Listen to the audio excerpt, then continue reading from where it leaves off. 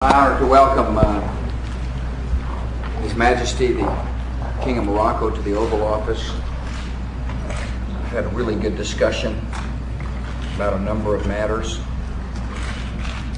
No question that Morocco is a great friend of the United States of America, and for that, Your Majesty, we are very grateful. I appreciate your steadfast support when it comes to the war on terror. I appreciate your leadership in the region. Today, I've informed His Majesty that our government will work to enact a free trade agreement with Morocco. It's in our nation's interest that we do so. His Majesty believes it's in his nation's interest that we have a free trade agreement as well. To this end, it's very important that the United States Senate act on free trade to give me the Trade Promotion Authority, as well as to work on the extension of the Indian Trade Preference Act. Trade is an important part of good foreign policy. It's an important part of making sure Americans can find jobs, and the Senate needs to act, and needs to act now. We will continue our discussions over lunch. Look forward to those discussions. His Majesty brings a lot of knowledge, a lot of vision, and it's my honor to welcome him here to the Oval Office, Your Majesty. Well, as I told you, I will ask Mr. Ben Issa to translate. Sure. It will be easier for me and safer for you. Si Ben Issa vous remerciera encore, comme j'ai déjà dit tout à l'heure, Monsieur le Président des États-Unis, pour les paroles qui m'honorent, mais qui honorent aussi ma famille ainsi que tout le peuple marocain. His Majesty wishes to thank you, Mr. President, for the words you have just expressed towards Morocco, and words which honor His Majesty personally, the royal family, as well as the entire Moroccan people. Nous sommes très honorés des relations qui ont toujours existé entre le Maroc et les États-Unis, mais je pense qu'actuellement nous allons passer à la vitesse supérieure. We are honored with the relations we have enjoyed so far with the United States, but I think it's time that we have to shift the gear to go on a higher speed. Et nous allons donc, Inch'Allah, concrétiser une véritable volonté de collaborer avec nos partenaires américains, et ce dans différents domaines. Donc, en ce qui concerne la lutte contre le terrorisme, nous sommes décidés, à raison d'ailleurs, de collaborer entièrement avec nos partenaires américains, car ce sont des actes que nous ne pouvons que condamner. And we are determined to carry out all kinds of programs dealing with our cooperation, our collaboration in all fields. With respect to terrorism, Mr. President, we are also determined to go ahead with you in fighting terrorism, and this is something of concern to Morocco in as much as it's of concern to the United States and all the democratic people in the world. En ce qui concerne donc la zone de libre-échange entre le Maroc et les États-Unis, je sais que ça faisait partie des priorités de Monsieur le Président et des miennes aussi. Donc je remercie le Président et toute l'administration américaine d'avoir fait en sorte de concrétiser cet accord. J'ai eu l'occasion de rencontrer M. Zelik plusieurs fois, dont hier, et je pense que les choses vont avancer assez rapidement.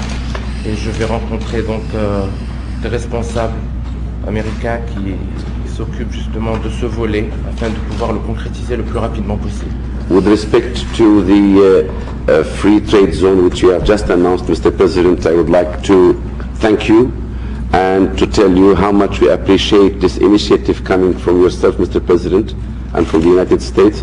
We will work closely with your collaborators, in particular Mr. Zodik, who I have met twice, and who will be visiting Morocco together with his colleagues.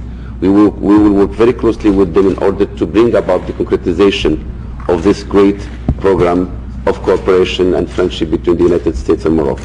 Je tiens aussi à remercier encore une fois Monsieur le Président pour tout ce qu'il fait pour le Maroc, mais aussi pour le maintien de la paix et de la sécurité dans le monde.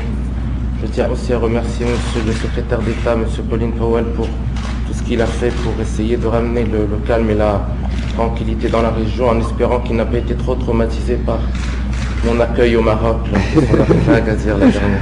His Majesty wishes, Mr. President, to praise the efforts you personally make and your administration to promote peace and understanding in the world. He wishes also to thank and to praise Mr. Secretary of State Colin Powell for what he has done so far, and especially the effort he just deployed lately and the visit in the region, of which we can beginning to see the results. And His Majesty wishes that the Secretary of State would have recovered by now from the trauma he has had when he first met with His Majesty in Agadir.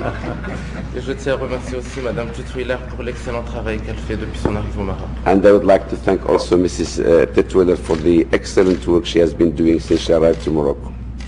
Thank you, Your Majesty. We'll answer a couple of questions, or I will. Barry? Mr. President, on that trip, the Secretary came home with an Israeli idea, but others have said similar things, for an international peace conference. And since he's been home, the White House reaction seems to be a little lukewarm.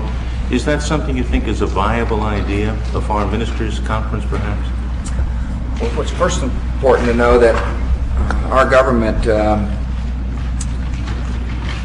means what we say, and we said that that the only way for there to be lasting peace is for there to be two states living side by side at peace with each other. And secondly, that in order to achieve that vision, all parties have responsibilities. The Arab world has responsibilities, and we will work with them to delineate those responsibilities and to encourage them to accept those responsibilities. Mr. Arafat has got responsibilities, and that is not only to renounce terrorism, but to fight terror. Mr. Sharon has got responsibilities, and that is to continue his withdrawal. There is a strategy in place. We're analyzing all options to help achieve this vision, and I look forward to visiting with His Majesty about ideas such as a conference.